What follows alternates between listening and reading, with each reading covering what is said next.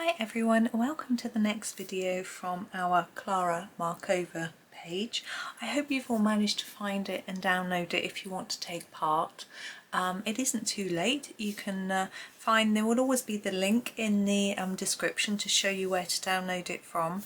And today we're doing these berries, and we can, I'll come in a little closer. I know that these look like blueberries to me, which is how I'm going to colour them.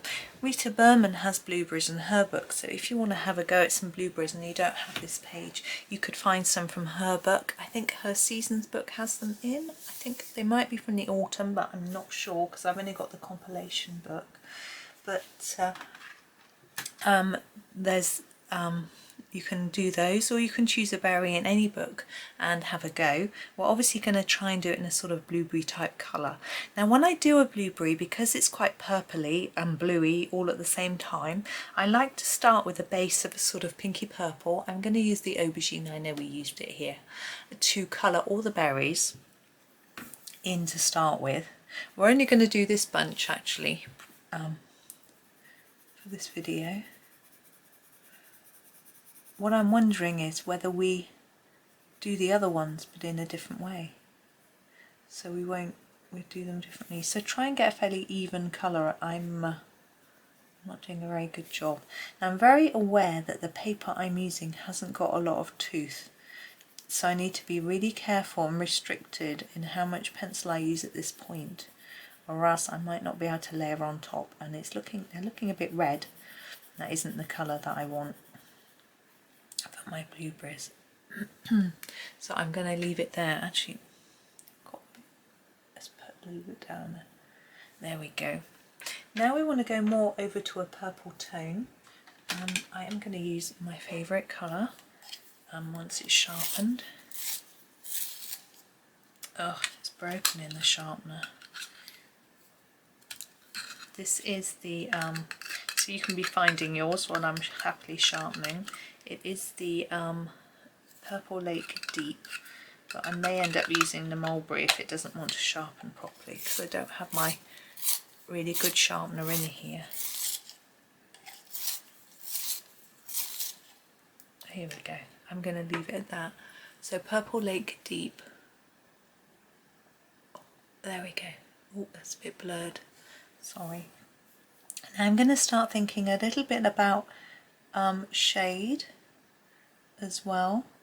So I'm going to go in underneath where I think it will be darker, and then slowly have less layers of colour towards the top. I still want the purple down there because this is the, you know, I want to cover up all of that pink. It's just there to form a base. And we'll do the same on this one. So a bit more at the bottom and the top. You can sort of change how much you're pressing. So you press a little bit harder near the bottom. You need to be careful if you're using copy paper. It's very thin. So you should be a little bit careful pressing too. Don't press too hard. We'll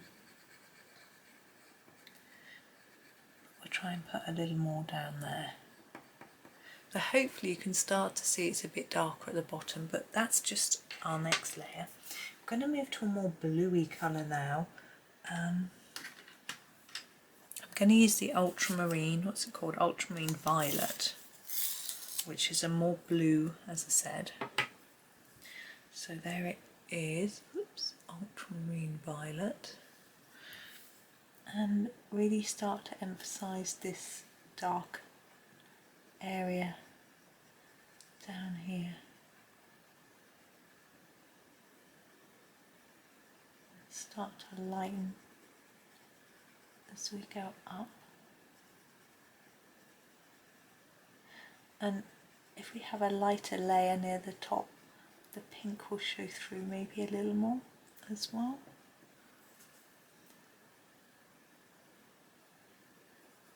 Now I quite like these being quite purpley. I know blueberries are often, they're called blueberries, but they're usually quite purple.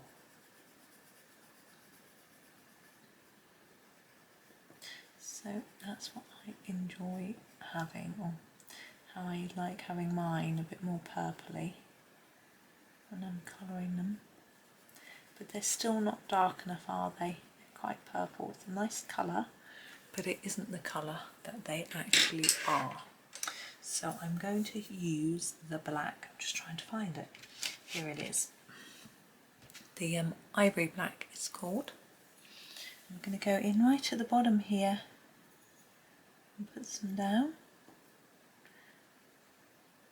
Now we don't want too much all over because we want to see those pinky purple colours coming through. We want a little bit. And also here where we've got our sort of this bit, a bit more there. Again with this one.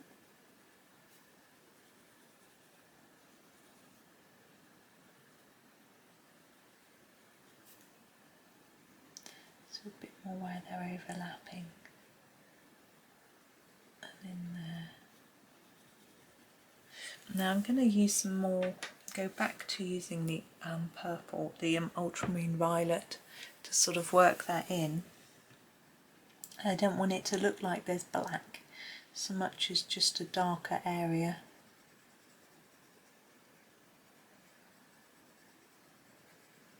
Even on that bit.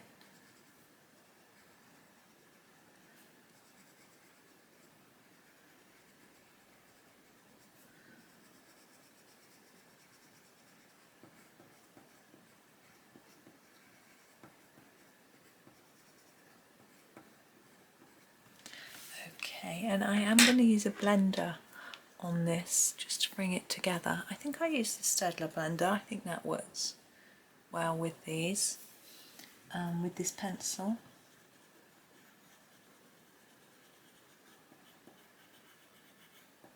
What it would do is just eliminate some of the white paper without us having to put down more colour. And I want it to stay reasonably pale, but just look solid, if that makes sense. So there are our berries. I'm going to put a little tad of white on them. I'm not sure if it'll work. It might go pink because of the pencil brand we're using, but I'm going to try. But in a minute, I'm just going to do the leaves first. Now I think the leaves would be sort of a sort of bluey pink, green type colour. I think that would look nice. I am going to start with the Prussian Green first of all, in this part here, to get a slightly darker colour down. This is actually not quite as blue as I thought, but we'll be going over it in another colour.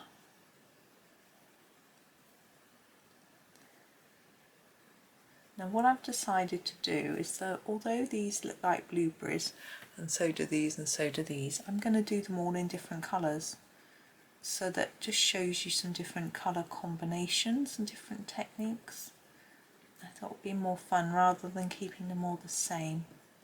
So there is our first colour.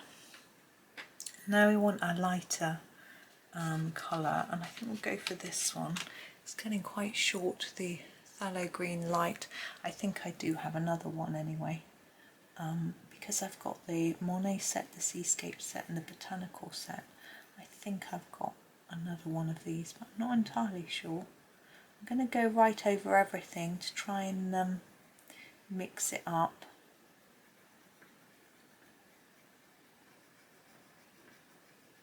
Get a nice bluey green colour.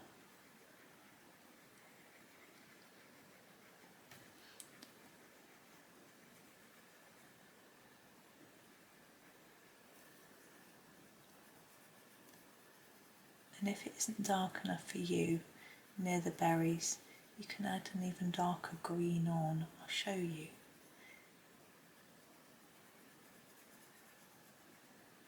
I am pressing quite hard here, so I need to be careful. Yes, the Viridian. This is a very short one, but I have more, definitely have more of these. So think about where the shadow's going to be, like here where they're touching, and just add in a little bit of this darker pencil.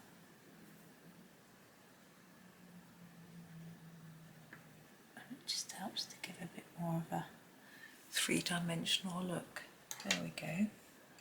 So those are quite dark, aren't they? But I'm going to leave them with just a bit of white to add some shine. Now we want to, with shine, we want to think about it. We want them all to shine on the same side, so the light's always coming from the same side, and it's better if you follow the shape of the berry like that. I thought they might go pink. This pen doesn't want to work, bear with me, just scribble with it. So they've gone a bit pink, so what I really need to use is my bleed proof white on those, but I haven't got it in here, so I'm just going to leave them pink. But it gives you the idea. I've got a video showing you why this, well, not showing you why this happens, it's to do with the pigments, but explaining how you can get around it using a bleed proof white ink or paint, which I now have discovered. My husband's given me a dip pen and I use it with that to do things, but that one's going to remain pink because that's how it is. So there we go. So there are blueberries, and as I say, we'll do a different berry tomorrow, so tune in and we'll do a different colour. So thank you very much for watching. I hope this page is going to be okay for you, and have a lovely day and happy colouring.